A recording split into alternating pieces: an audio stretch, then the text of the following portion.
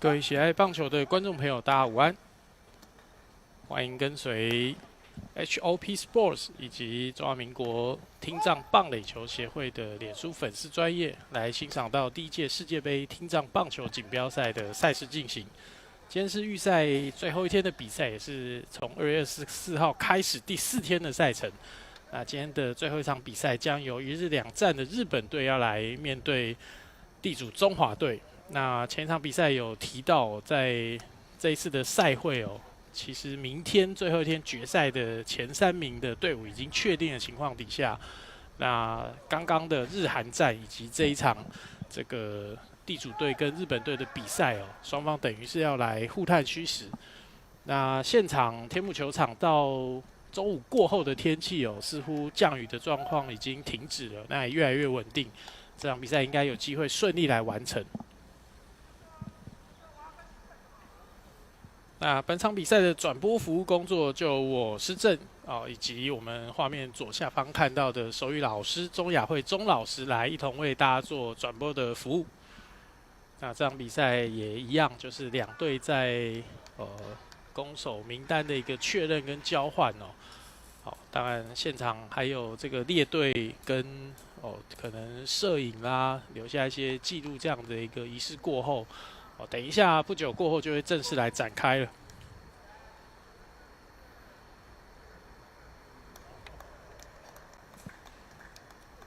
好，这边来看一下日本队的一个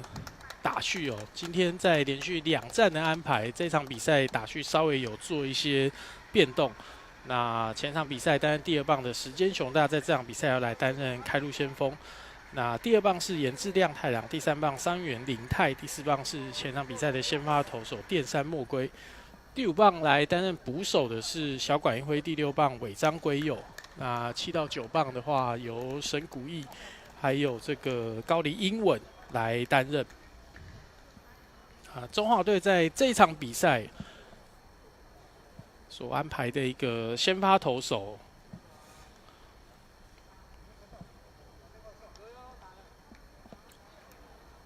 这边更正一下在攻守的一个顺序来说的话最后这边应该是有一个调动，那是这场比赛是由中华队来担任先攻，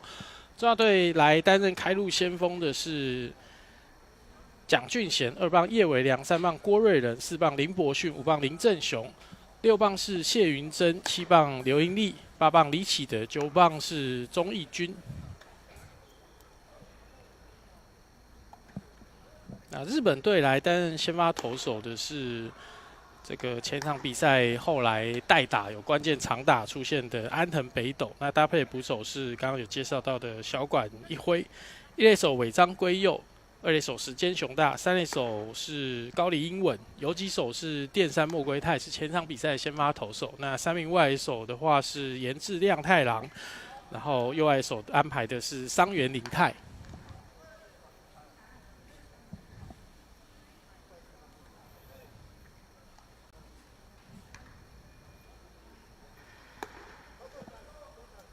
日本队在这场比赛安排的中外野手，也是在前一场比赛在比赛后段来接替代打代守任务的副监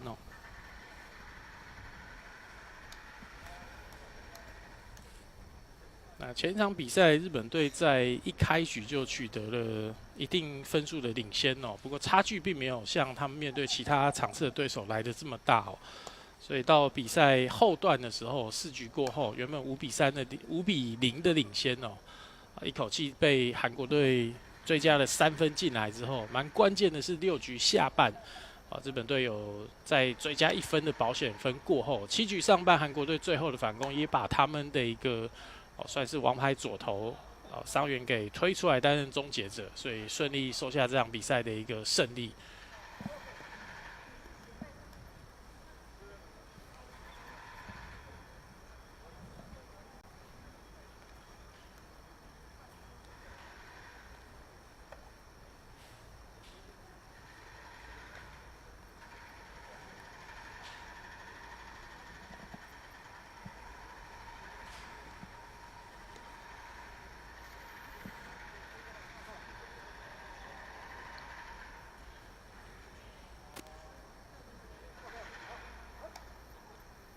在这一场比赛来讲的话，中华队当然已经确定明天的决赛会要跟日韩两队来交手，所以一方面投手的一个保留上来讲的话，可能会是考虑的点。那另外就是昨天的比赛当中，有一些比较少上场的选手已经有机会来亮相。那今天是不是教练团的调度上会让中华队的一个选手有一些会是这个明天一日两战的主力，一方面做体能的调配，但是另外一方面要顾到这个让他们去维持打击的手感该有的一些打击数可能说2到4个这样的一个2到3个这样的一个打击数，一定的量要让他们去维持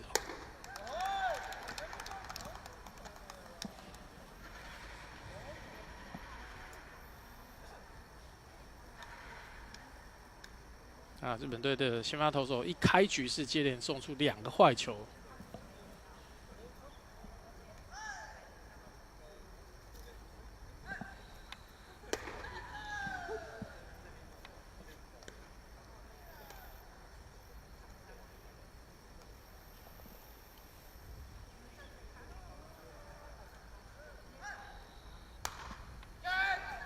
好，2坏的情况底下，蒋俊贤这边是积极的出棒，不过形成一个本垒后方的擦棒界外球。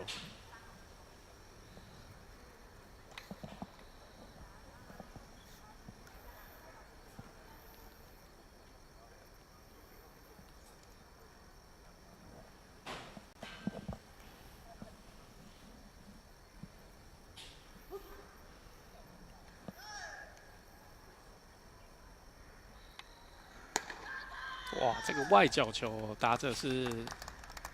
很大胆的，也选得很仔细，逼使投手在对决球数上面来到满球数。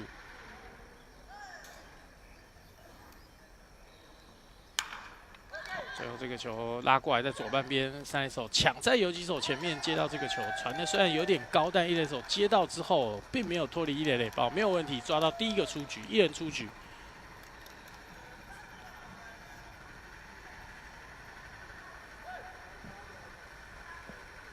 蒋俊贤出局之后，接着上场打击是今天担任指定打击的第2棒叶维良。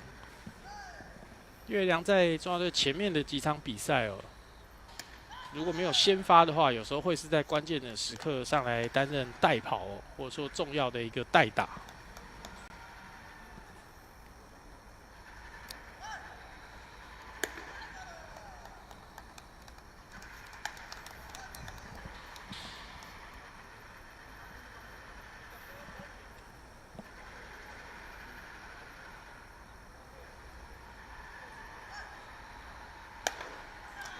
日本的先发投手安藤在这场比赛一开赛面对中华队前2棒打者其实坏球数还是比较多的那这或许跟他们在连续2场比赛之间他有没有办法充分的做这个热身准备，会有一些关系。因为在前一场比赛，他是在就是刚刚所提到的6局下半球队有需要追加分数的时候，重要时刻上来代打，那当时也打出了一个越过左外野头上的长打。好，这个球叶伟良稍微切到中间方向的飞球，中外野手很快的就定位，也把这个球给截杀出局，2人出局，一个滚地球，一个飞球。一开赛坏球比较多的安藤靠着队友的一个守备，尽可能把球先投进去来吸引中华队打者的出棒现在也还是蛮顺利的制造了2个人的出局。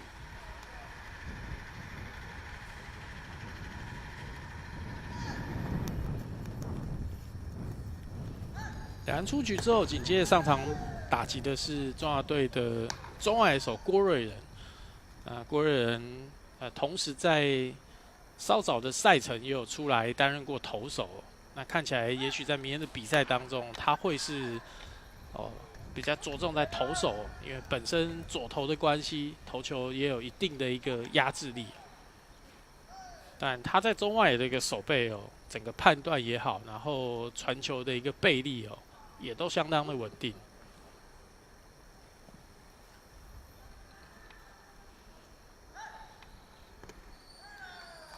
安藤面对郭瑞仁是很快的取得2好球的领先之后，掉了一个低角度的球。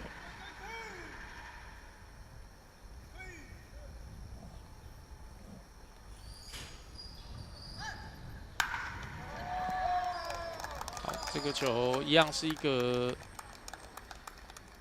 哇，这个时候出现安打了哦。中间方向的球打的，一开始哦，看游击手似乎有机会来处理哦，不过球的第一个时间落点哦，其实已经传出内野去了。那最后只能由中外野手来趋前把这个球拦截下来。国人在2人出局之后，打出本场比赛中华队团队的第1支安打。那今天来担任中华队第4棒打者的是林伯逊。林伯逊在比赛的过程当中有看到，大多数时间担任捕手或游击哦这样的一个中线重要守备位置。那刚刚安打上垒的郭瑞仁是很快的来做盗垒的发动哦，这边捕手也没有办法来得及来做阻杀哦，这是一个盗垒成功。一个弹跳其实传得蛮准的哦，不过郭瑞仁的脚程够快了。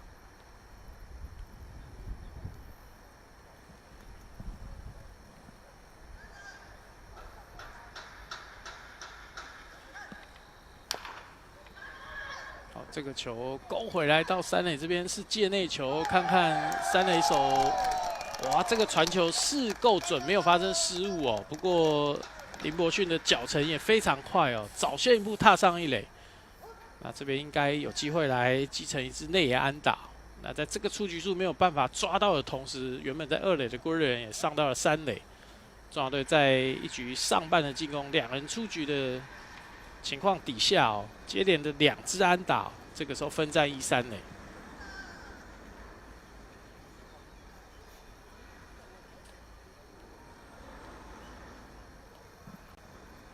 第5棒林正雄在这个时候要上来做打击。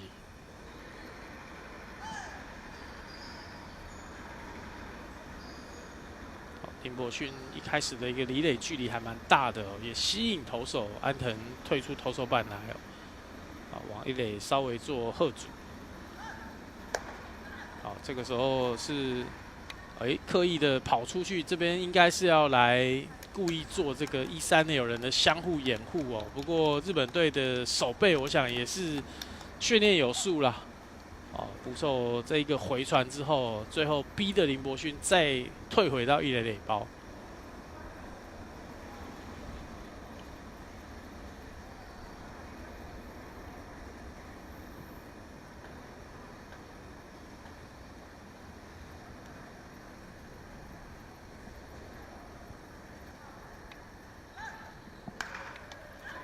这个球林正雄打成一个右半边的飞球，右来手移动几步之后，在线边把这个球给接杀出局。中华队在一局上半的进攻，最后留下1、3垒的残垒，没有办法得分。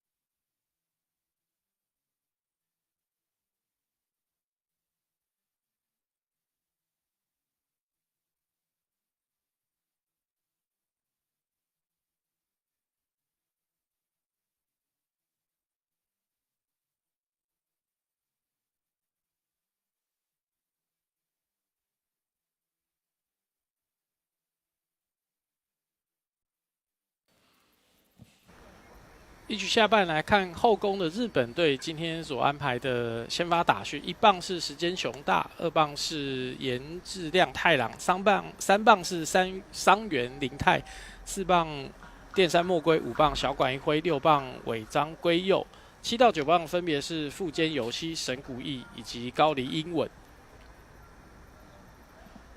那中华队今天所安排的先发投手是前面已经亮相过的左投手黄友文，搭配的捕手是林伯逊，一垒手李启德，二垒手林正雄，三垒手刘盈利来担任，游击手今天是安排钟义军，3名外野手由左至右分别是蒋俊贤、郭瑞仁以及谢云珍。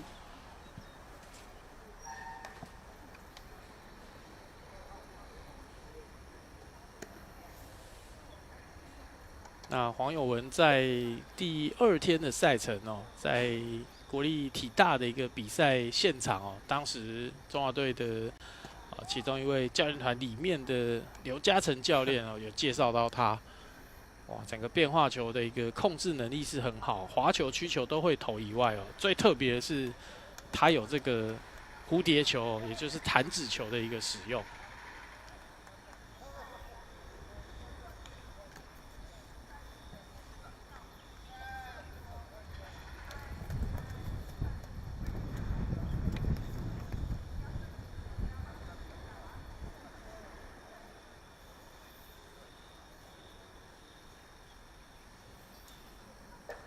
好，那这场比赛就来看看黄友文他的一个变化球，还有整个一个控球能力有没有办法来压制哦。选球还有攻击能力很不错的日本队哦。前场比赛看到日本队的一些击球扎实度哦，虽然力道没有我们这次讲的哦各队参赛球队最强劲的这个美国队来的这么猛烈哦，但这个击球的扎实度还是非常好的。好，这一个滚地球，一垒手正面接到之后，就在垒包附近，所以示意投手不用过来自踩垒包。黄耀文的投球过程当中，他的球速比较没有那么快啊。那对方打得到的情况底下，就是要靠队友的一个手背多加支持的。一开局一垒手的这个帮忙哦，让他顺利的拿到第1个出局，解决了不好对付的时间熊踏。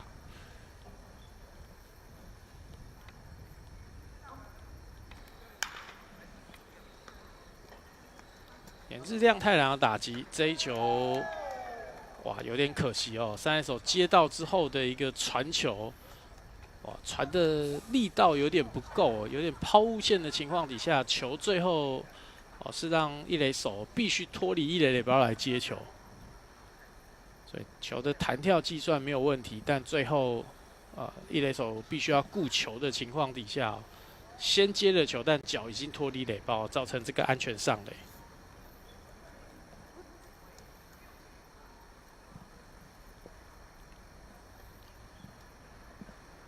岩志上垒之后，接下来上场打击的伤员林泰要攻击的同时，投手这个时候其实往一垒做了一个牵制球，不过一垒手没有办法接到，球也喷到旁边比较远的地方，所以也让一垒的跑者这个时候来趁势站到了2垒。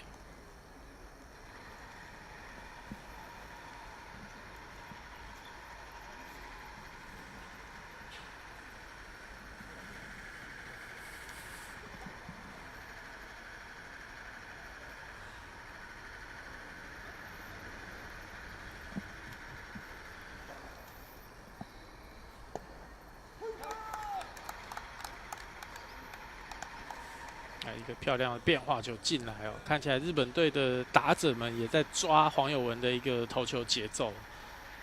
球虽然没有那么的快，但整个球进垒是有不同的轨迹的哦，加上他会的一个变化球中又还蛮多的。这边是制造了伤员的一个挥棒落空。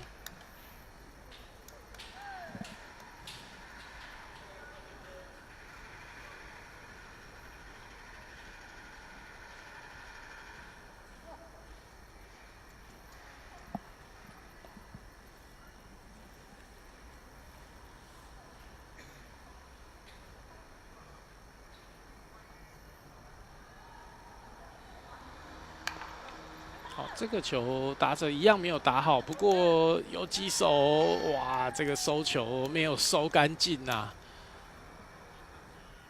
似乎稍微受到了跑者从他前面跑过去的影响。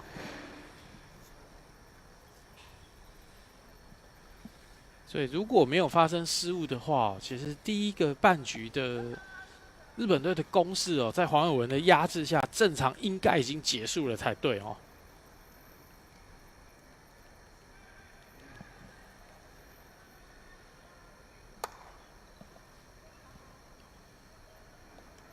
连续2个球没有办法处理起来的情况底下，这个时候一垒的跑者又马上往2垒来做启动。当然，在黄友文的投球底下，因为球的速度不是很快的关系哦，往往垒包上有跑者的时候，他们就会借由这样的一个这个点哦来做盗垒战术的发动，所以现在日本队的攻势变成2、3垒有人1人出局。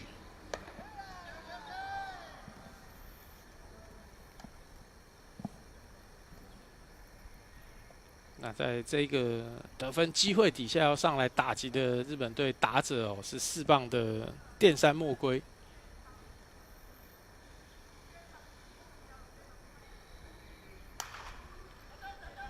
这个变化球投进来，打者顺势把球带到了反方向，不过最后形成一个界外球，球数来到2好1坏。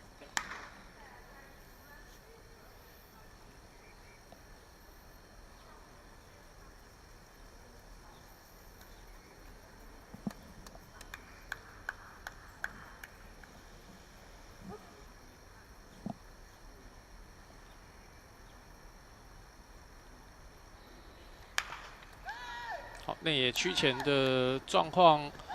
哇！结果这一球，这个是连续3球的内野滚地球的失误哦。这个球手被区前的情况底下，如果第一时间有接到，虽然是右半边的滚地球，跑者还不一定敢跑，或者说跑的话哦，其实都还有机会来往本垒做一个阻杀啦。但是如果连球都没有办法稳稳的接住的话，是连原本的打击者这样的一个出局数都抓不到的。所以邓志伟教练也很有经验哦，这个时候要赶快喊一个暂停，因为这种时候最怕投手的一个情绪受到影响。投手已经妥善的完成了他的工作，这局全部制造出来的滚地球，以球的强劲度来说，反而是第一球一垒手在垒包旁边接到的那一颗球是最强劲的一颗哦。那后面3垒手接到球以后传偏，跟刚刚2游分别有1次没有把球接干净，现在是接连发生了3次的失误了。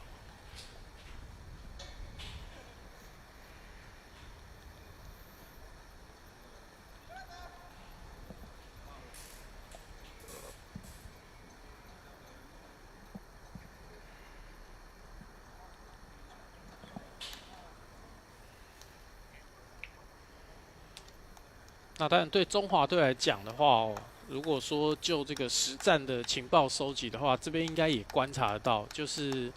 日本的打击蛮强的，但是面对黄有文的变化球如果是这种第一轮的一个适应，一开赛感觉不是掌握的那么好，所以如果考虑说明天还有一次的对战的话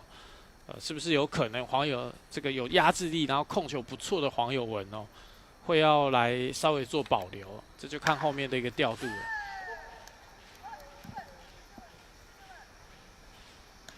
那在失误发生，教练喊完暂停过后，上来打击的小管一挥，是锁定黄有文投出来的第一球就积极做攻击不过拉成了一个右半边的界外滚地球。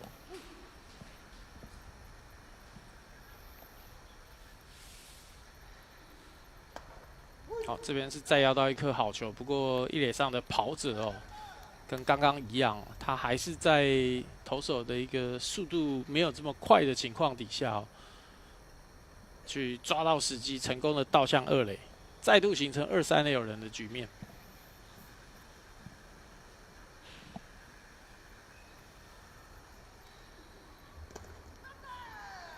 低角度的球，捕手这边是先全力把它给挡下来了，偏外侧偏低的引诱球，但这球一出手明显偏差太多，所以日本的打者是不可能会轻易出棒的。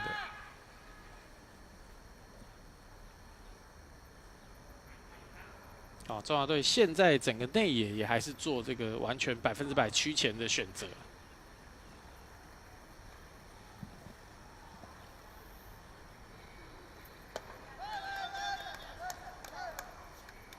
低球没有奏效，改用一个高球来吊吊看。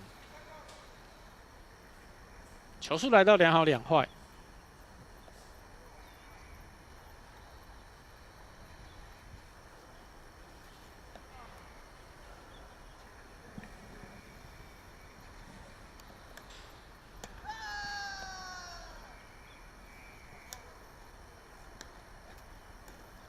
2号球之后，连续3颗的坏球，在日本的打者这边是选得非常仔细。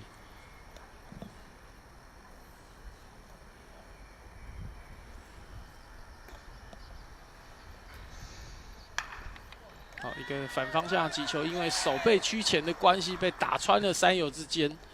那左外野手在接到这个球之后，第一时间也马上往本垒来做回传哦。不过这个时候，在小管这个手背屈前打穿的安打哦，是带有1分的打点。那日本队出现了本场比赛哦第一支安打。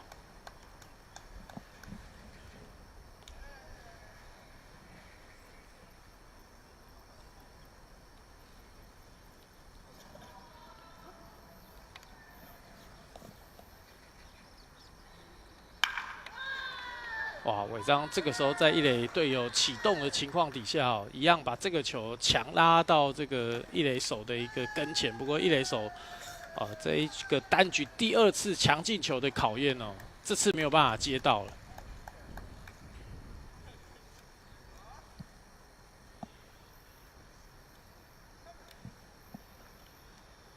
这边记录上，因为这个球打得强劲哦，所以看现场计分板是记为这个刚刚等于尾章打的这一球是直接记为安打哦，那就是又是一支带有1分打点的一垒安打。接在连续3次的失误发生之后，日本队这边的接连2支安打，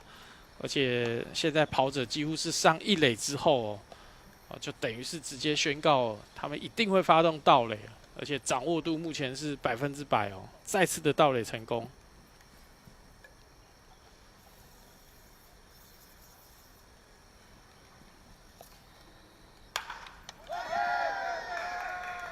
哇，这个又是一个线内的一个安打，而且球一路往后滚哦，会是一支长打，看起来要一口气把垒包上的跑者给清空了。那三垒指导教练是先把这个击出安打的球员哦，也就是富坚游戏这边挡在三垒垒包这边。那刚刚垒包上的2名跑者也全都回到本垒了。所以一局上半日本的进攻哦，哇，这个真的是手背如果有处理好的话，这局已经结束。但一旦没有处理完成哦，现在反倒让对方跟在这些失误之后的连串安打出来哦，现在攻下一个至少5分的大局了。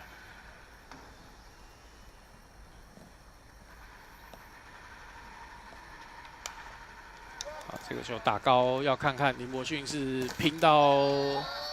最后，哇，这个应该最后碰到手套，但没有办法掌握住，那就形成一个擦棒界外球。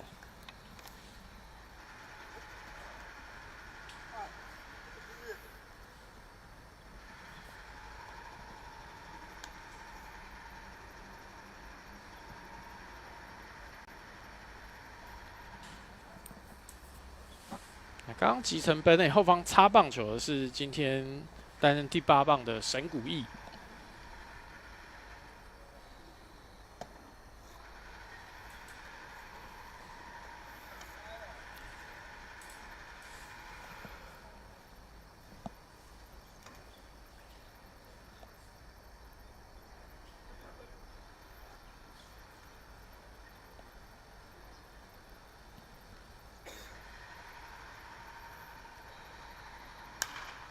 好，这球让神谷义只切到这颗球，看起来郭瑞仁的一个判断要看看往本垒来做送球有没有机会。哦，这个林伯逊是很拼呐哦，传回来的经过2个弹跳之后，林伯逊是牢牢的掌握在手套里面，而且最后是拼尽全力要做一个触杀的动作。不过看裁判的一个手势是认为说安全回垒。那中华队的邓志伟教练这边是有好像要来申请电视辅助判决哦，那就看看，因为刚刚主审的手势是球虽然到了，但最后的一个触杀哦是没有触到的，中间是有一段距离哦，触空的哦。我们就等这个现场的一个技术员来做一个辅助判决的审视，最后来做决定了哦。借由这一个空档，看起来在邓志伟教练也提醒场上的一些球员这局日本队一下子攻的一个时间也比较长、比较久借由这些提醒也凝聚他们的一个专注度。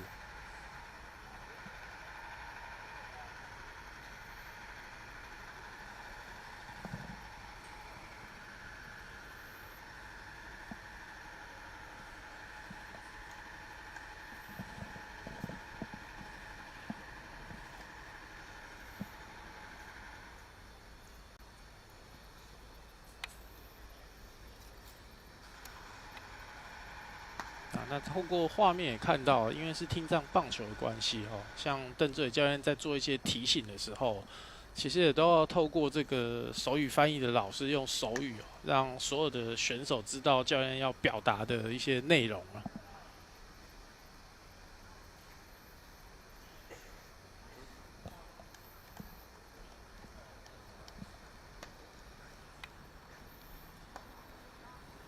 这个 play 应该是蛮接近的，所以这个时候在这个审视电视辅助判决的一个时间也会花的比较久一点点。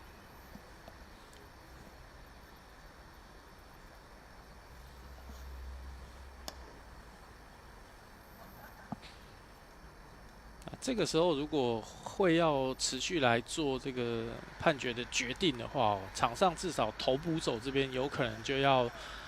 维持这个传接球，保持身体的一个热度啊，避免等一下恢复比赛的时候控球受到影响。那看到场上野手的部分，一垒手是已经跟休息区要了一颗球来做这个内野间的一些传接球了哦。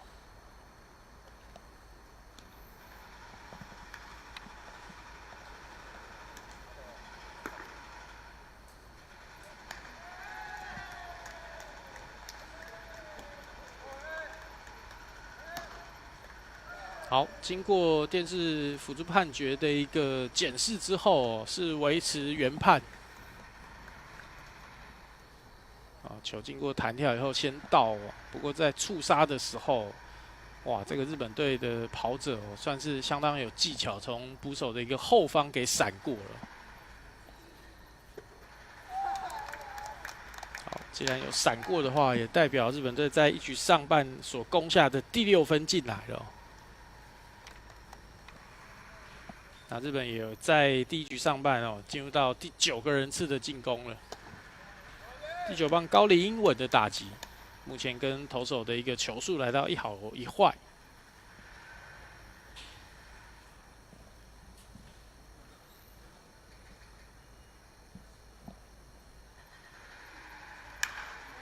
好，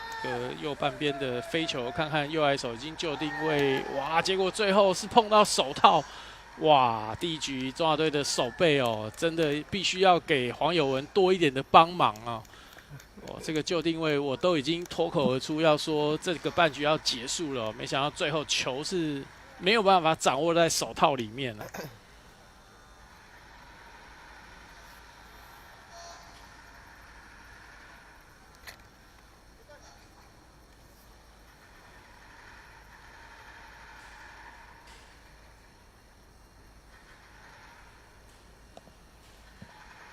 那这也代表着在第一个半局，日本队也攻下超过1轮哦，也要进入到第10个人次的打击，而且在这个同时，刚刚因为失误上垒的高梨英文也往3垒来再做推进。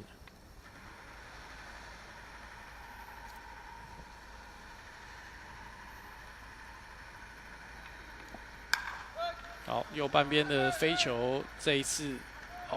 没有错失第2次的一个机会哦，也让日本队在一局上半的攻势暂时所得到的分数停留在6分，6比0，一局结束。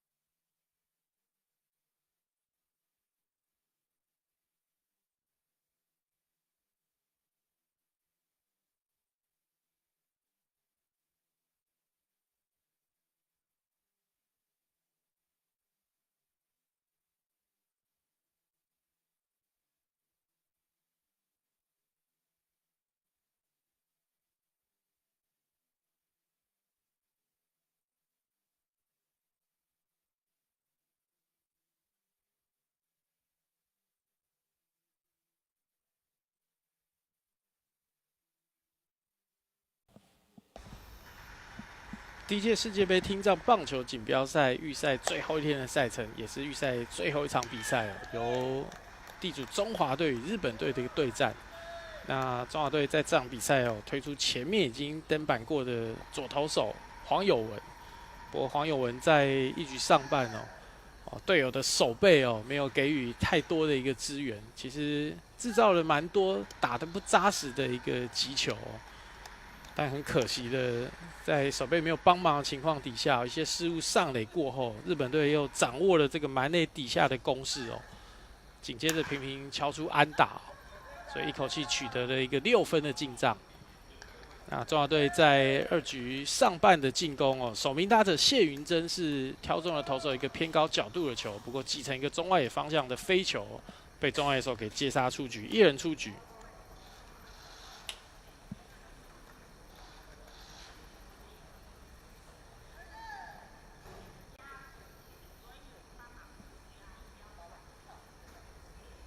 好，1人出局之后，由今天担任3垒手的刘盈利紧接着要来上场打击。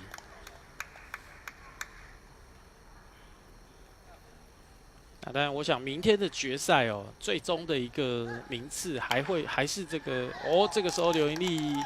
打出了一个穿越1、2垒之间的安打那这也是中华队在这场比赛所出现的第3支安打那刚刚提到，就是在教练团的一个规划里面我想还是会以争取更好的名次做一个目标的设定。那或许在明天的2场比赛，整个一个阵容啦、调度的安排上面就会跟这几天预赛看到的有所不同了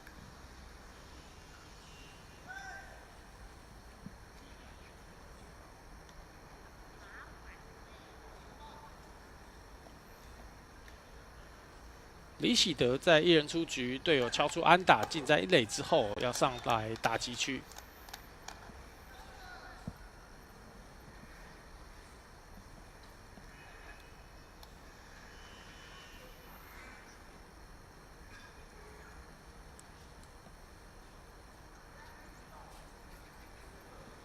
投手在这个时候先退出投手板，往1垒做了一个软性牵制。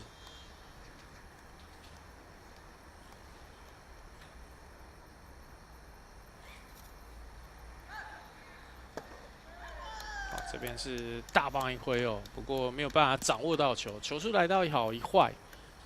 投手在刚刚这个牵制有时候这个分差底下的牵制，也知道对方应该不大可能会有这个过度积极的跑垒、盗垒但这个目的其实是，如果有机会来制造滚地球的话，影响1垒跑垒的离垒距离跟起跑第一时机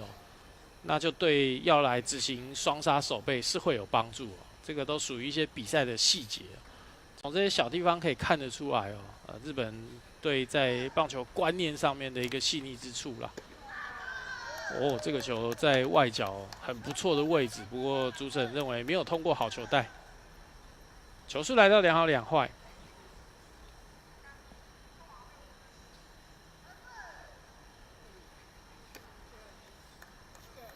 再次推开投手板，不过这一次的球并没有出手。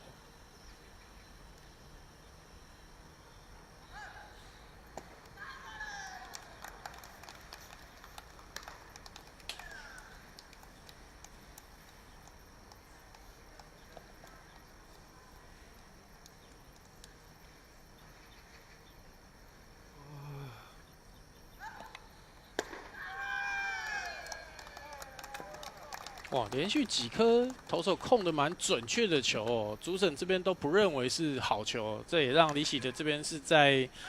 跟投手的对决过程中，最终是选择4坏球保送上垒。那中华队在安打过后的这个选到4坏保送上垒，现在也创造了一个1人出局1、2垒有人的得分机会。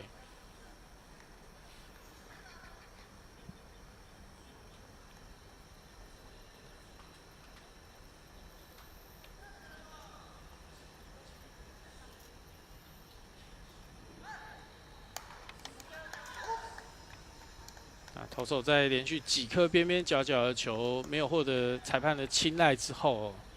索性直接进攻中间的位置5号的好球带了。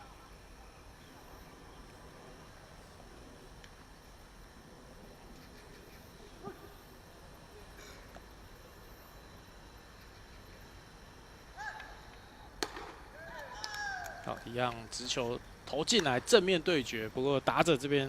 挥棒落空。那目前在打击区上的是今天的第9棒钟义军，啊，现在是2好球落后给投手的局面。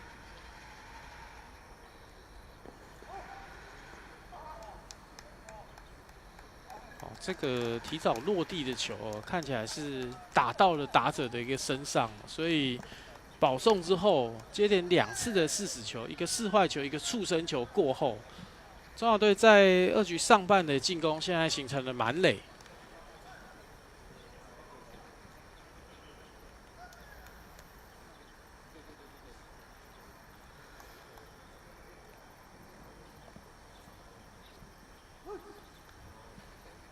那满垒一出局底下的一个攻击，要轮由第1棒的蒋俊贤。蒋俊贤今天第1次打击是打成一个游击方向的滚地球，造成出局。那这个时候可能要避免打向中线这边的2游，因为垒包上都是队友的情况底下，中线的滚地球最容易造成双杀。有坏球之后挑到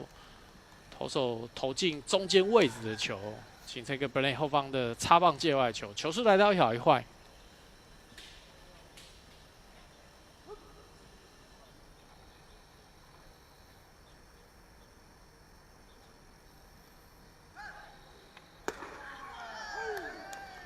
投手在1好1坏底下的一个关键球，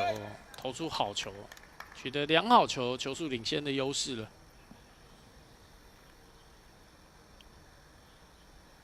好，捕手往外角蹲。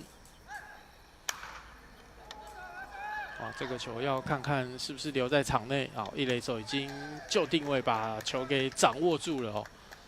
所以蒋俊贤在满垒的这个攻击机会底下最后这个球并没有办法掌握好。2人出局，中华队依旧有得分的一个攻势但就要看看后续上来的打者这个时候上来的是2棒叶维良，叶维良今天在第1局的进攻底下，当时是打到中外野的一个飞球，有着不错的距离跟击球强劲度不过当时正向中外野手过去。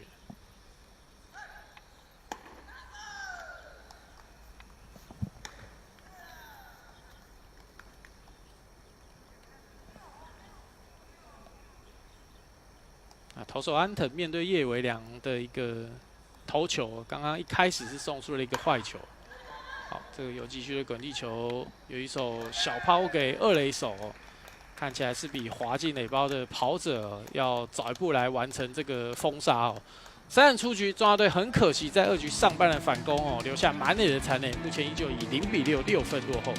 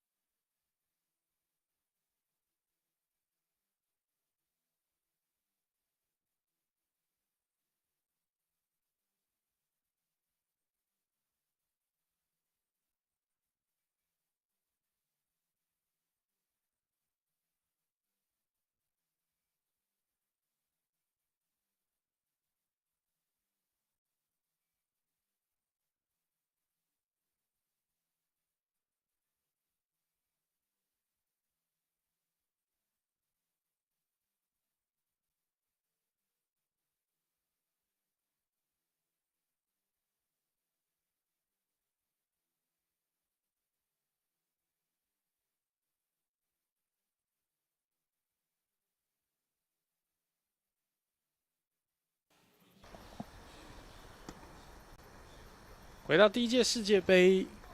听障棒垒球锦标赛的比赛现场，那在预赛最后一天赛程的最后一场比赛天母棒球场所进行的是台日大战，也就是地主中华队跟日本队的交手。那这场比赛如果扣除掉第1局失误的发生其实2队或许现在的比数甚至日本队都没有得分是也有可能的不过没有关系，先不用想那么多啦因为今天下午今天第二、第三场哦，等于这一次参赛的5支球队，2支美洲球队已经没有办法晋级到最后一天决赛日的3强对决了，是由中日韩3支亚洲球队哦，将在明天来互相做这个整个循环赛、循环轮的一个交手。哇，这个时候日本的打者哦，又是一个强劲的击球，第2棒的岩治亮太郎哦，这个时候左半边的强劲平飞球来形成一支1垒安打。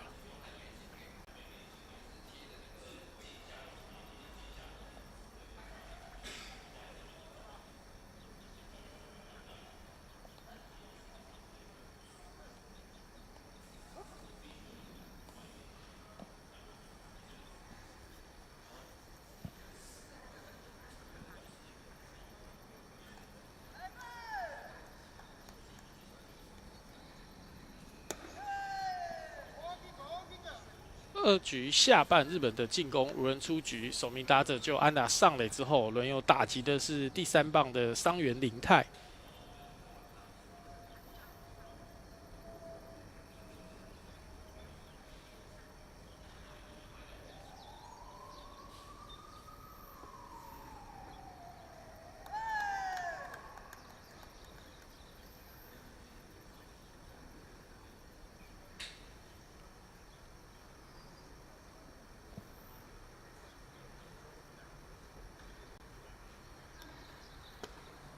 好，那1垒的跑者哦，在这个时候又往2垒来做发动，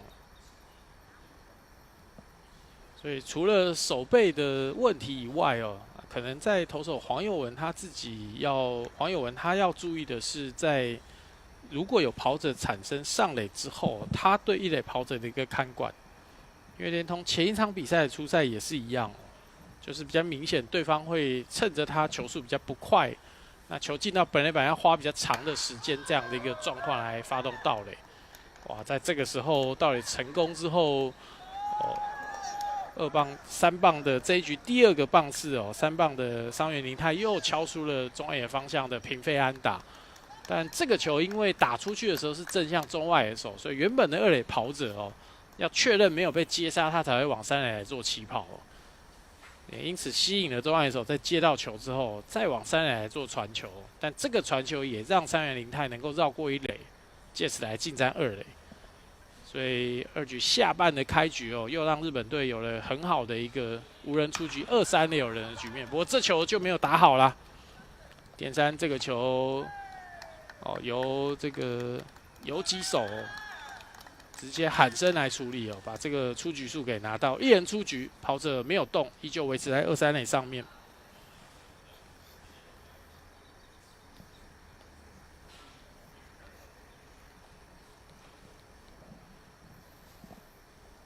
点3没有办法有40的安打串联，把这个打点的一个责任哦，现在转移交到后续的队友小管一辉身上。那小管跟后面的这个2个棒次哦，就是尾张圭佑以及这个富坚由希，就是在第1局连续失误发生之后，他们3个人连续敲了3支安打，因此才创造了一个6分的大局进账。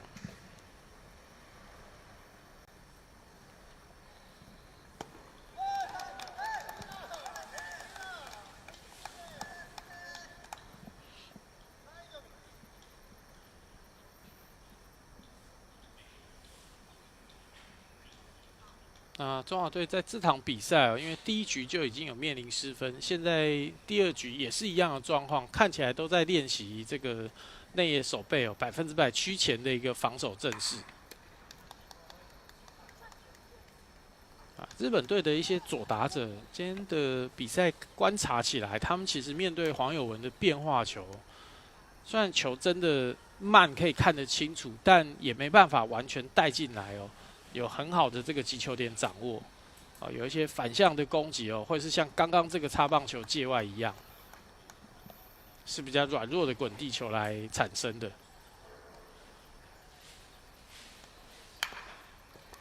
好，2垒手正面这一次要选择传本垒吗？但是因为这个要触杀，这不是封杀状态哦。那这个并不是贴地，而且滚动速度比较快的哦。捕手这边啊，看这个肢体动作，在沟通的过程很明显哦。林伯逊是告诉自己的队友说，这球来不及，应该传一垒就好。我们现在需要的是出局数哦，所以这个比较可惜。因为如果有拿到出局数，这个分数给日本队哦，至少这一局2出局先抓到了啊，对稳定军心来讲的话，是会比较有帮助的。那出局数没有拿到的同时，你分数还是要掉。那对方这个时候一垒跑者应该又会做起跑了。哇，林伯勋这球在传，而且也发生了爆传哦，所以也让一垒往2垒的跑者哦，不但盗垒成功，现在还多了一个垒包往3垒的推进。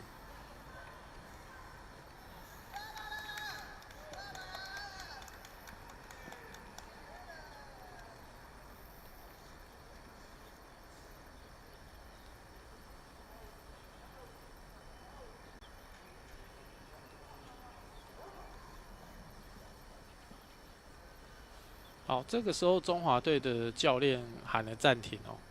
那有跟裁判这边哦，后来是没有要球哦，不过这个时候也慢慢走向投手丘这边，那会不会做投手的更换哦？这个就是关系到前面所提到的，其实黄友文是有压制力，控球也还不错的，那要不要把它做保留哦？因为他明天的一个决赛哦，如果你要增加这个更好的争取名次的一个机会的话，基本上他是可以不用做太多的消耗才对哦。啊，确实这个时候来决定做换头了。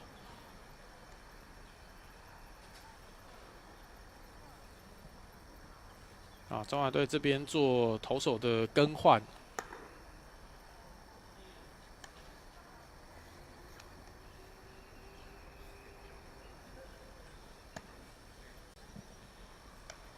啊，这边看到换上的应该是背号65号的江仁熙。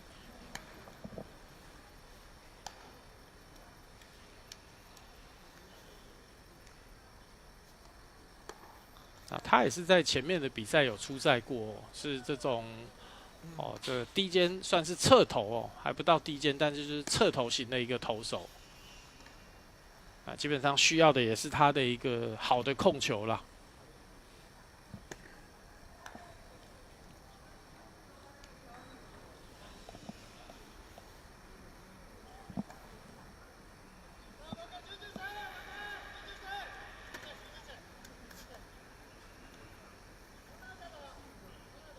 那在场上打击的哦，现在日本队3垒有跑者的状态底下，场上打击的是尾张圭佑。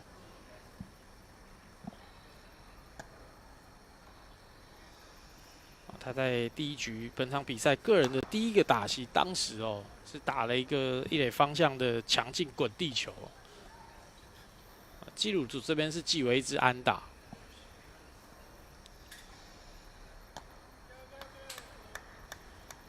我接任的投手上来之后，也连投了2颗坏球，所以现在尾张的一个球数是来到3坏球，没有好球。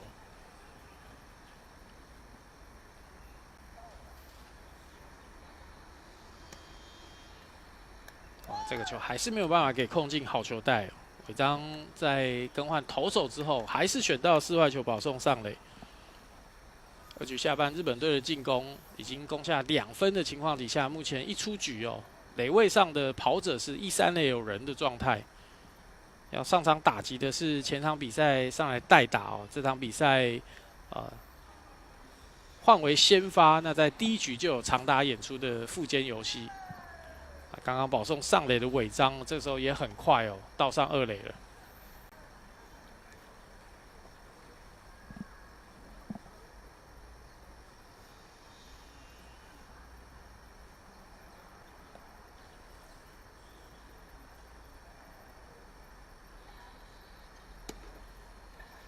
偏外侧的一个球，还是没有办法来通过好球带。江西上来之后，目前是连投了5颗坏球。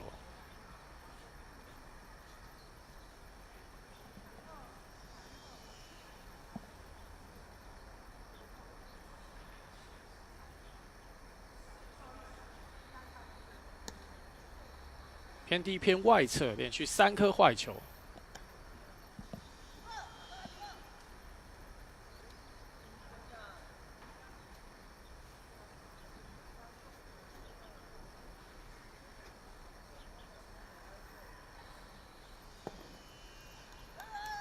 这个时候出现连续的保送，对中华队来讲的话，当然就有点不妙了，因为一局当时是守备不帮忙，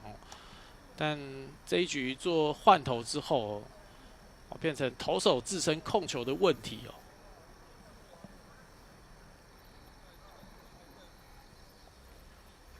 也让日本队在一人出局之后，现在2局的攻势攻下2分之后，是来形成一个满垒的局面。满垒情况底下，神谷一的打击，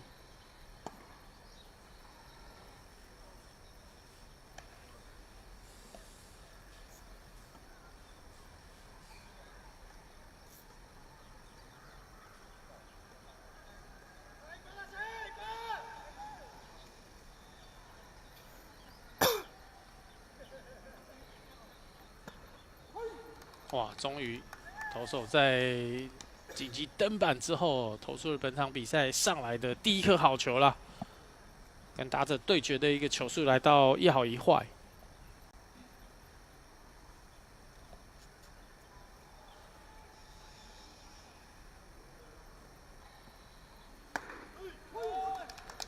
有投出好球，是不是慢慢的找到这个放球点的手感？江南希这时候是接连的送出2颗好球，面对第3名打者，终于在投打对决的过程当中暂时取得球数的领先，捕手往外侧蹲，这球接近好球带，所以打者先出棒把它给破坏掉，本垒后方的插棒接外球，球数维持不变。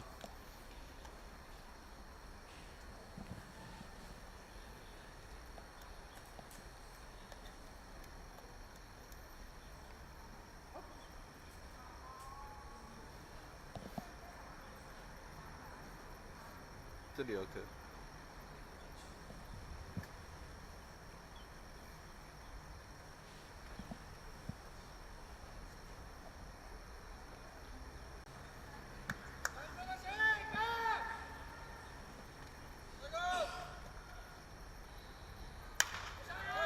这个外角球打者是带得很好，不过右外手就定位之后接杀往本垒来做送球。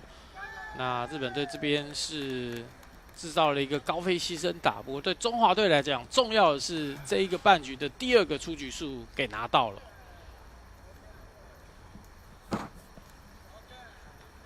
那神谷一这个右外方向的飞球有1分的打点。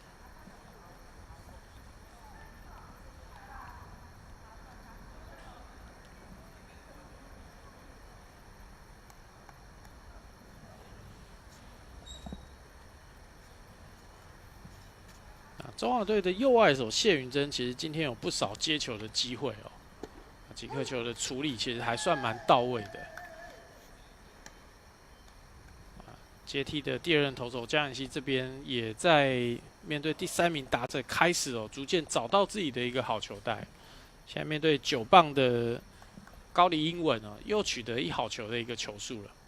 我刚刚2垒的跑者也趁势往2垒来做盗垒。好，一个弹跳之后，游击手必须要传向1垒因为刚刚1垒的跑者有提前起跑，传向1垒没有问题。不过在2局下半，日本队的进攻再追加3分，目前领先的比数来到9比0。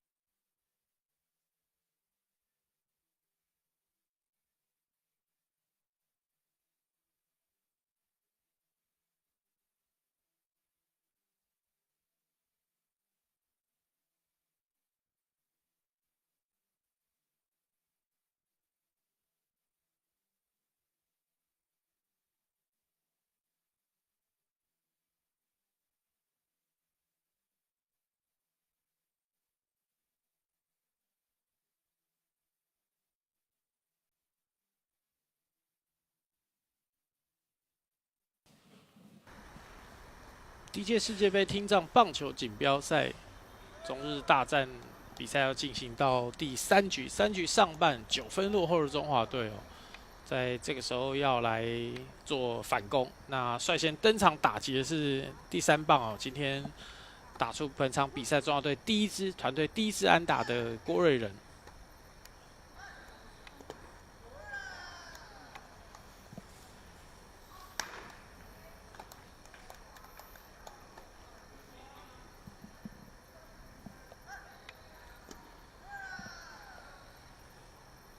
那日本队在场上的依旧是先发的安藤北斗，安藤面对郭瑞仁，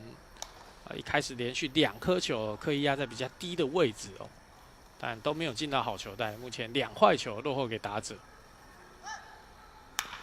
好，郭瑞仁这一球二垒手稍微配合弹跳计算之后，哇，这个球，哇，日本队少见的发生失误，我想应该是郭瑞仁的一个跑垒速度所制造的压力啦。因为这球在计算弹跳的同时哦，最后并不是趋前来接的哦，有一点在原地等待啊。这个时候加上垫步发现不对哦，急跑员已经越来越靠近垒包哦，忙中有错，这个球传偏了。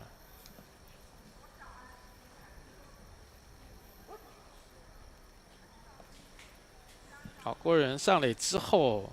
同样由这场比赛在第1局哦，紧接着在郭人的安打之后，也出现安打的林伯逊要上来做打击。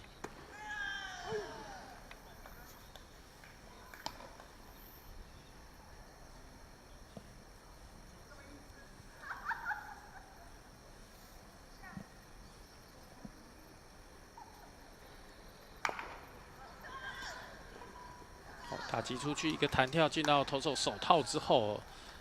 有点类似这个触及短打的功能哦。虽然林伯逊是被刺杀在1垒之前，但推进了原本在1垒的队友郭瑞仁上到了得点圈2垒。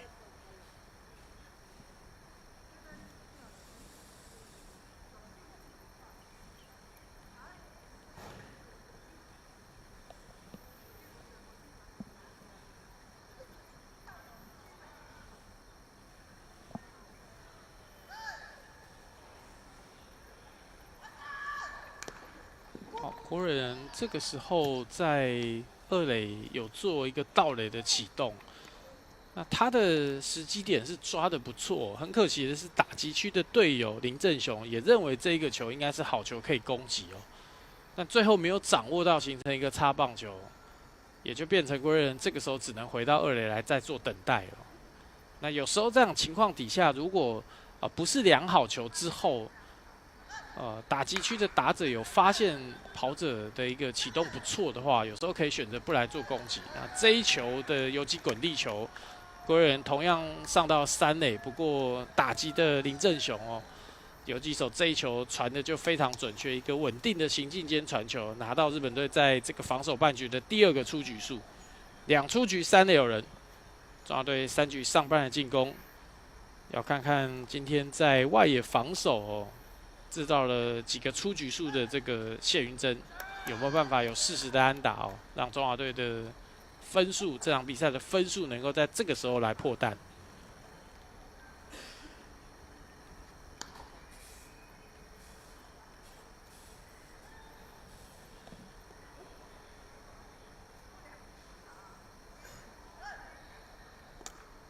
哇，这个时候发生爆头啦！那这个低球捕手没有挡到的话，郭瑞仁的一个判断跟他的脚程哦，回来是绝对没有问题。中华队在3局上半，今天2个打席都上垒的郭瑞仁哦，这个时候终于踏回本垒，来替中华队拿下这场比赛的第1分了。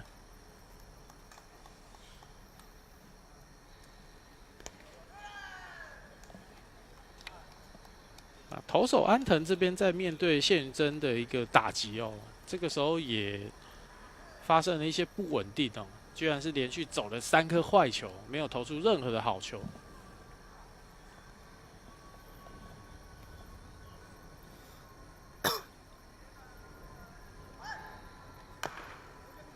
哇，这个球看起来又要投手自己来处理了。好，转身传向一点没有问题。这一局因为自己的报酬掉了1分，不过在分数领先上哦，仍然有8分的差距，1比9，中华队暂时落后。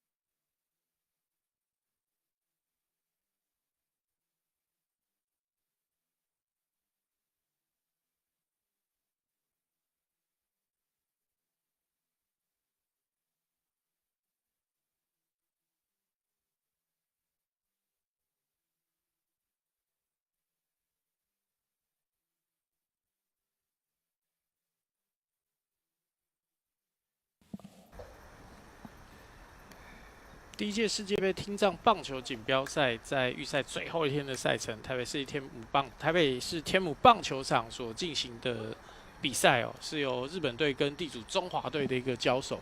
比赛来到3局的下半，双方目前的比数哦，是由日本队暂时以9比1 8分的领先。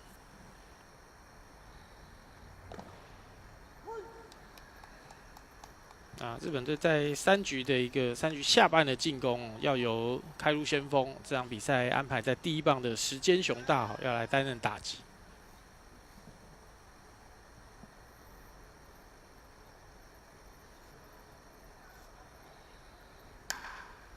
好，这球稍微切到，要看看外野手的一个处理。左外野手往前跑了几步之后，没有问题，1人出局。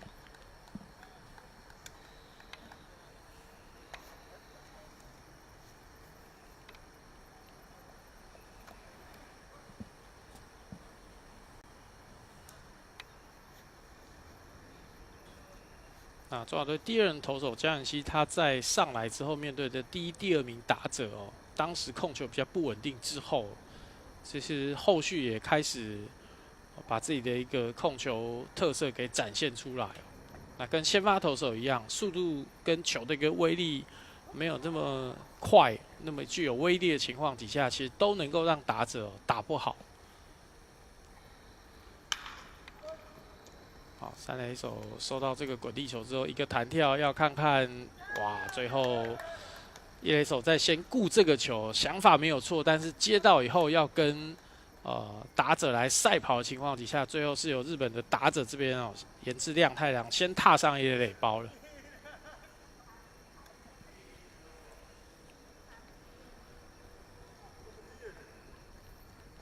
刚刚这一球的话哦，在记录组这边的判定哦，认为是3垒手传球上面的失误啦，因为并没有办法很准确的传向1垒这边来，所以岩志今天3次上来打击都站上垒包，除了自己的1支安打以外哦，另外2次都造成3垒手的失误。那这个时候要来上场打击的是伤员林泰。他也是一样，在2局当时哦有出现这样比赛个人的第1支安打。第1局当时也是接在这个岩志后面哦，游击的滚地球，但游击手没有办法把它给处理好，也是因为失误上垒。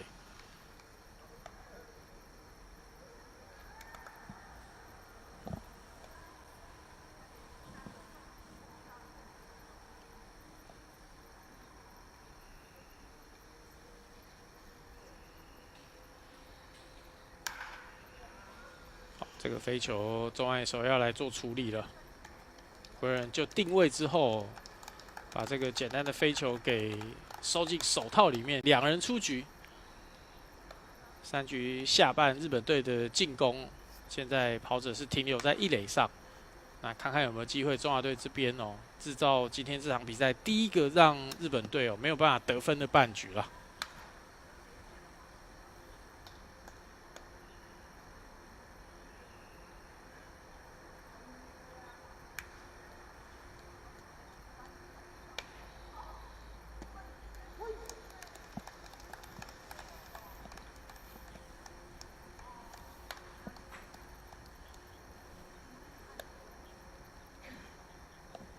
两人出局，一垒有跑者的情况底下，要来上场打击的是电山莫归。啊，投手面对电山的第一个好球、哦、是有先抢到的。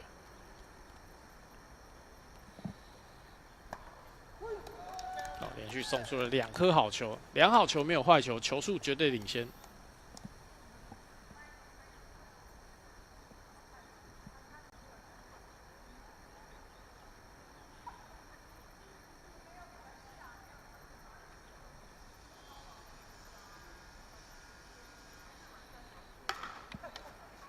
这个球已经非常的偏内侧哦，但打者这边因为是良好球的关系，保护自己的好球带哦，最后是决定出棒。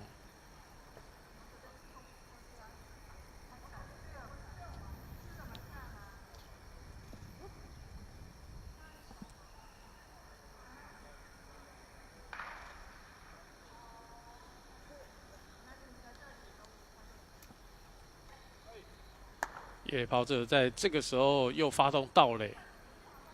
但这一个球投在比较开的一个位置哦，打者是没有受到引诱，良好与坏的情况底下，日本队再次的盗垒成功来进占得点圈。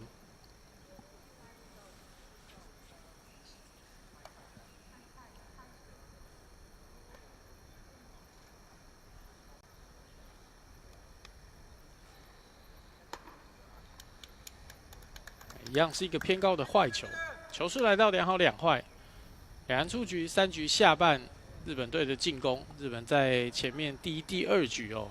分别有6分、3分的进账，因此现在取得9-1的一个8分领先了。哇，这个强劲的击球形成一个穿越中间的安打了，但日本队的原本在2垒垒包上的跑者哦，是暂时停留在3垒上面。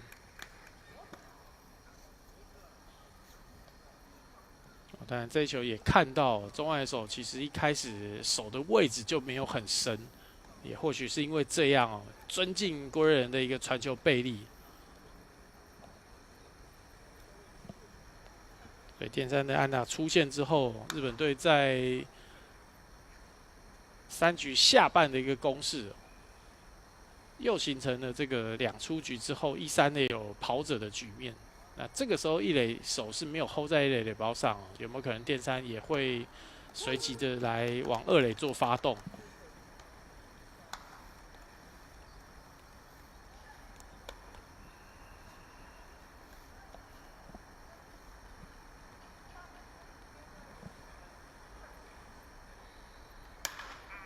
哦，中外野的飞球，中外野手还是左外野手，看谁要来做处理。好，最后是由左外野手把它给收进手套里面。好，第3个半局，日本的一个进攻半局，3局下半哦，中华队成功的给守下来。不过现在还要追这个8分落后的差距啦。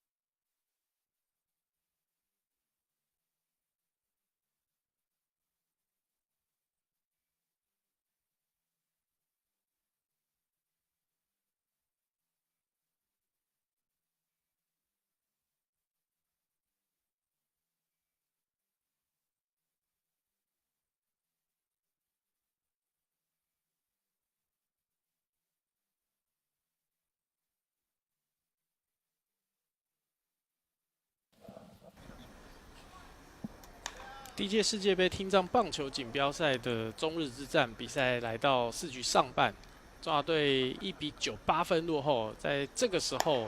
日本队做了投手的更换，那是由前几天的比赛看到都是以野手身份亮相的，我们讲的不动4棒，这个中野康平这个时候要来登场。那在刚局间换头他热身的时候，一般我们当教练的都会注意说，这个没有亮过相的投手，他的能力在哪里还没有投第一球前，我在想说，能够打第4棒，应该力量都蛮好的，相对应的有时候有不错的球速。果然等一下大家不妨来看一下，哇，这个应该是这几天看到日本投手当中球速最快的一位了。刚刚到比较后面的几颗球，他有配一些变化球的时候，滑球的速度往外横移也非常非常的快。哇，这个不好跟啊，这样的一个速度。所以日本队在面对明天的比赛我想韩国队啦、中华队啦都有所保留日本队这边也是一样他们已经这么完整的阵容没想到在这场比赛也还有这样的一个投手这个应该是明天会来担任先发的。哇，这个球，哇，应该有超过135公里的一个水准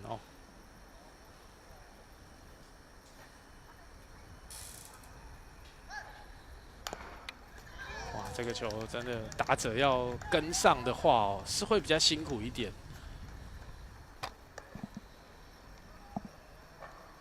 而且整个投球的动作上面瞬间加速的一个用力，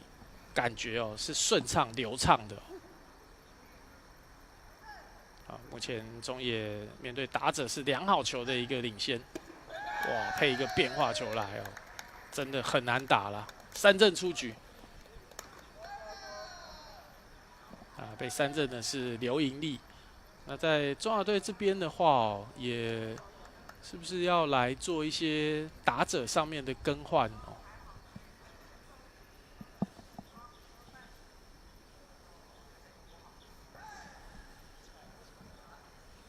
好，这边是推出代打者背号42号。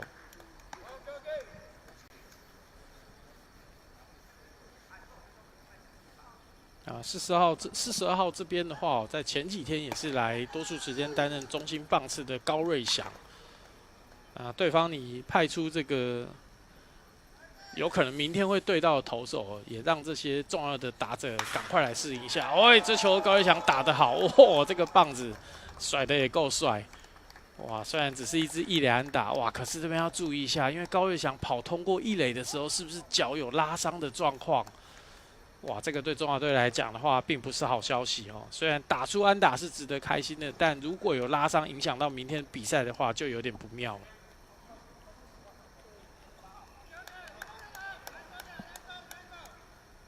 等于高瑞祥这边面对这么快中野这么快的一个速度来讲是并不畏惧的。哇，但是他是不是在这个代打甚至上场之前，其实他就是带伤上阵了因为打出去之后，球棒一甩就已经是一拐一拐的。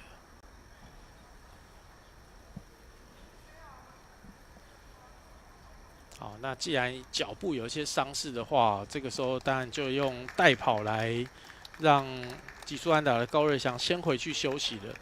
背号68号的莫玉婷在这个时候来接替队友，担任1垒上的代跑。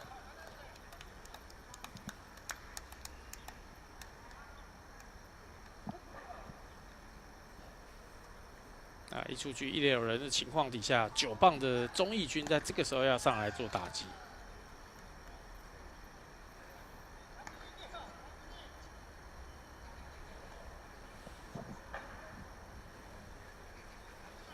进站1垒之后，中华队的教练团应该也会观察中野他在垒上有人的一个控制力。看起来并没有太大的一个差异还是有相当不错的控球，同时速度也没有减缓。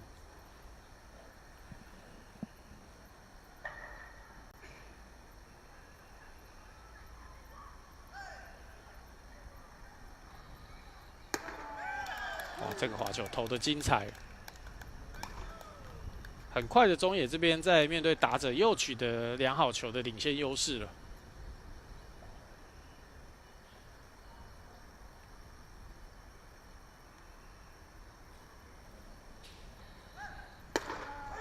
这个球没话讲，压在够低的位置，而且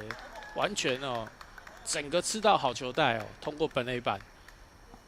中野军这边当然是遭到投手的三振，中野在这个半局上来凭借着很优异的一个球速自己已经创造2个出局数都是自己的三振所来拿到的。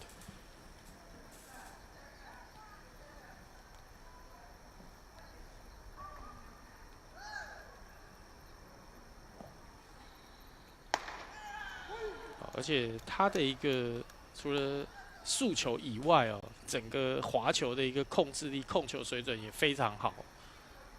所以很单纯的直球、滑球的一个搭配，就会让打者觉得难以应付。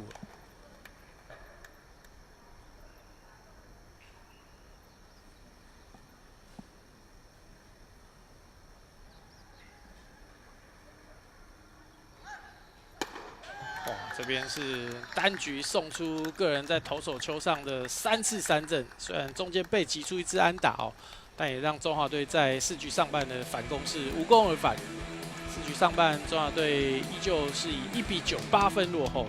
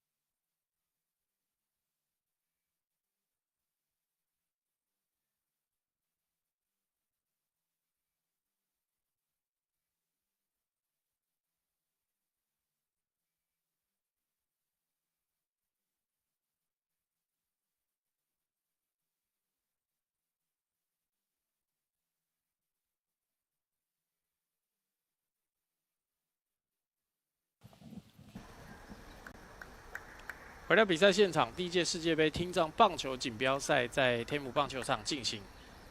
比赛最后的一场比赛地主中华队面对日本队。那在这场比赛也看到日本队推出了他们这次哇，这个还有隐藏的投手啦，而且实力非常的强劲球速很快的中野在前个半局登板来做投球。不管是直球的球速也好，还是整个滑球的吸力度跟控制力都非常好。所以中华队或者是明天的这个韩国队可能2场比赛他们都要来思考怎么样对中野这名投手能够有效的突破了。那回到这个中华队的一个防守半局里面，目前要来登场打击的日本队打者是今天来担任到第6棒的尾张圭佑。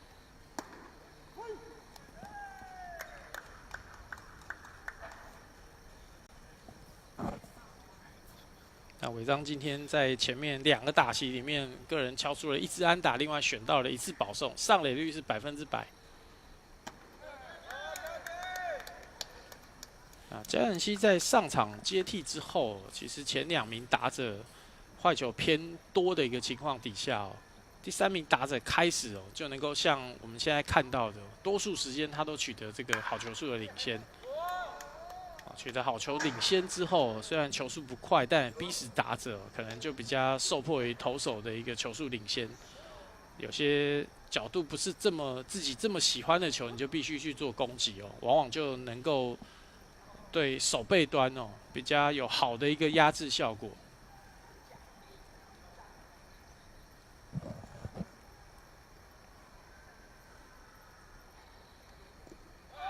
哇，这边是制造了一个挥空，不过这个球必须要补传一垒来传准，没有问题。补传一垒就协助投手拿到了这个三振。那蛮关键的就是捕手这边哦，低角度的球是有先确实的把它给挡在身体前方。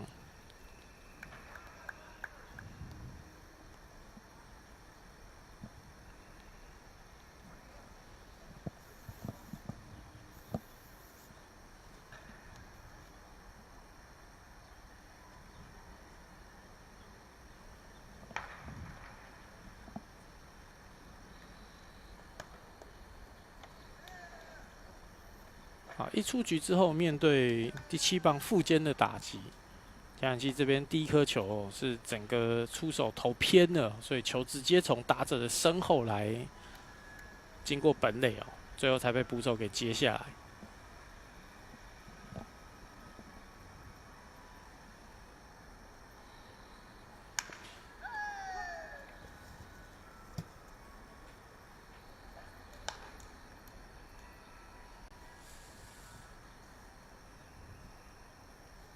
那今天中华队的2任投手，左投跟侧投球速都不快，但其实日本队的打者看起来适应上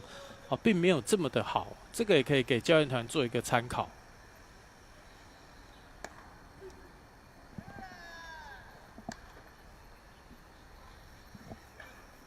因为以实际的安打数量来讲的话，打到现在日本队只出现了6支安打。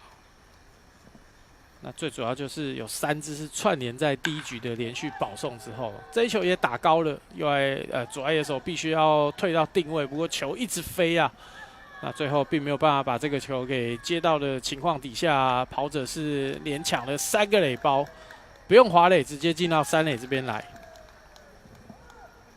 那当然，今天现场我们讲早场的比赛是还有一些雨势，中午过后其实已经天气算蛮恢复稳定，但在这个球场来讲的话，多多少少会有一些风啊。所以刚刚这个球虽然打高哦，但是不是这些我们讲就是中华队的选手的部分，平常在接球，毕竟跟我们看到的这个职业球员不一样。他们有着更多的一个比赛经验，以及从小打球的这些训练啊，所以最后还是没有办法赶到定位，追到这个比较有难度的飞球。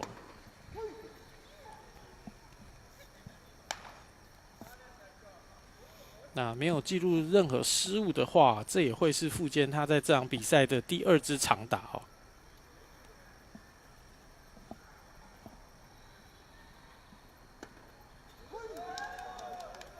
神谷一的打击，中华队的投手在面对神谷一的投球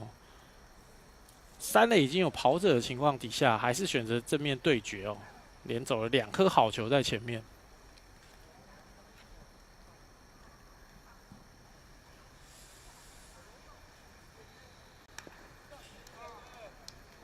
这个球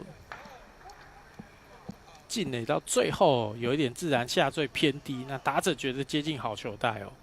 先想办法出棒把它给打掉。一个擦棒球，但球速就维持不变哦，依旧是2好球没有坏球，投手的一个球速领先。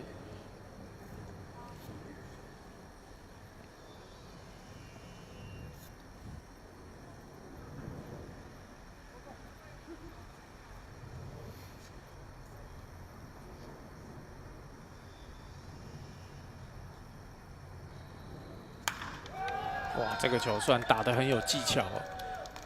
比较偏外侧偏低，但神谷一整个算是身材还蛮高大的球员，所以伸手球棒一勾，刚好平飞球越过内野的一个上空哦，落在中外野手的前方，形成一支带有1分打点的1垒安打。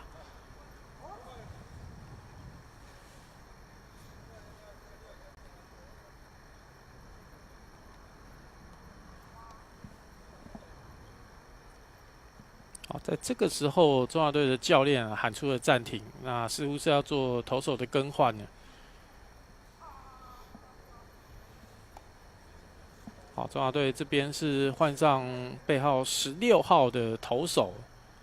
那背号16号是这个邱卫里。我这个半局来讲的话，当然要比较注意的就是在我想换头，等一下可以观察一下邱卫里是不是在垒包跑者上面的一个看管哦，比较有办法来起到作用。否则安打上垒的神谷一，它代表的是提前结束比赛这一分哦，因为日本队在这场比赛是后攻的。那现在两队9分的差距，日本的第11分，也就是领先的第10分，如果跑回本垒进来的话哦，当然比赛也要提前结束哦。前面我们就介绍过，其实在今天的第2、第3场比赛，中日韩3支亚洲的球队哦，是已经确定晋级明天的这个决赛轮哦，3强的一个循环赛交叉决战哦。那3支球队应该都会稍微的互探虚实，也让自己的一个球员哦都能够上场哦，保持手感练兵哦，各种的一个目的达成之后哦，主要还是明天才会玩真的啦。我想，如果日本队有机会在这场比赛哦比较早来提前结束，然后早一点做今天赛事的结束跟休息的话，来备战明天，这也会是他们想要的。所以这个时候中华队的换头也是合理哦，因为前2任的投手黄友文跟江远熙他们的一个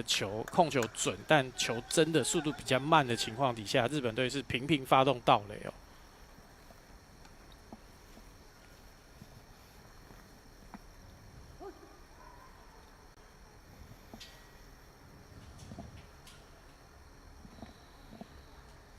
好，一垒的神谷一这个时候先假跑1步出去哦，做观察。一出局一垒有跑者的情况底下，4局下半日本的进攻，9棒打者高梨英文这个时候站上打击区。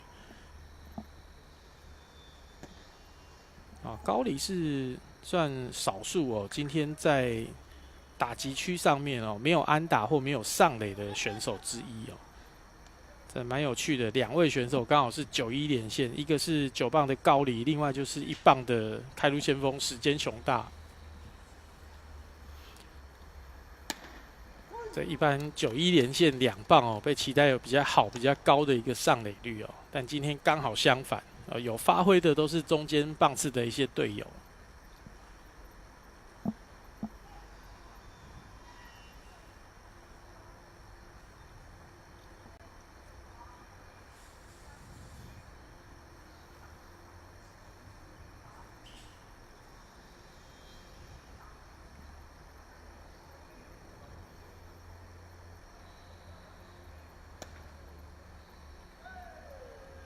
这个球比较偏内侧，并没有获得主审的青睐，所以现在的球数来到了1好3坏。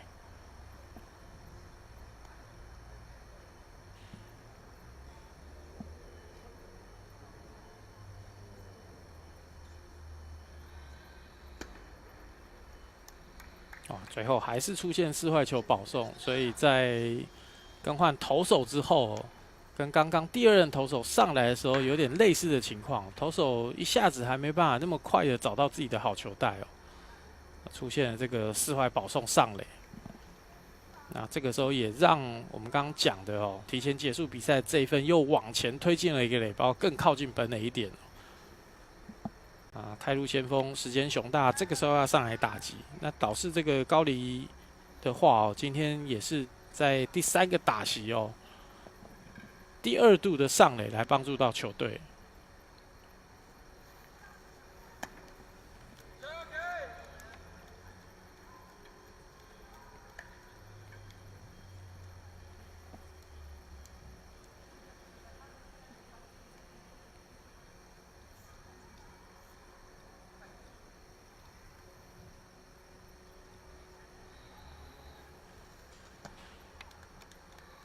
时间在这个时候选球又把自己的好球带框框缩得更小一点，那当然也会让这个球队里他的一个投球压力越来越大。2坏球走在前面，4局下半10分进账哦，目前9分领先的日本队哦，再拿下1分，比赛就会宣告提前结束。这个时候投手终于投出了一颗好球。那日本队现在在垒包上是1、2垒有人，进攻端一出局的情况底下，轮由开路先锋1棒的进攻，哇，时间这个时候又把它擅长的这个收打动作给比出来了。这个时候要特别注意哦，他收打的时候真的击球的内容特别的好哦。哎呦，这个糟糕，落地的话没有捡到，那比赛向后追啊。好，这个二垒的跑者回来得分哦，应该就宣告比赛要结束了哦。但场上都还是全力在处理啦哦，所以这个全部的球员都回到本内来得分，不过会记上分数的应该就是第1分而已了。那在这一场比赛第4局下半，日本队一口气得到2分哦，原本9比1的领先，追加到11比1哦，也达成这个4局10分提前结束比赛这样的一个标准哦。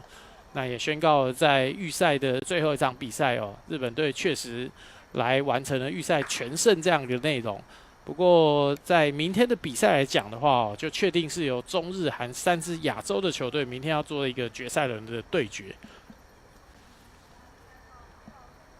那明天比赛的场地哦，会移师到这个新北市的3重棒球场哦。那大家也可以来看看哦，有机会到现场，如果球场有开放的话哦，可以来现场观赛，也替这个3支球队哦，除了我们地主中华队以外，替日本、韩国的一个朋友来加油。那本场比赛最终的比数哦，就是由日本11比1 10分，在4局提前结束来收下。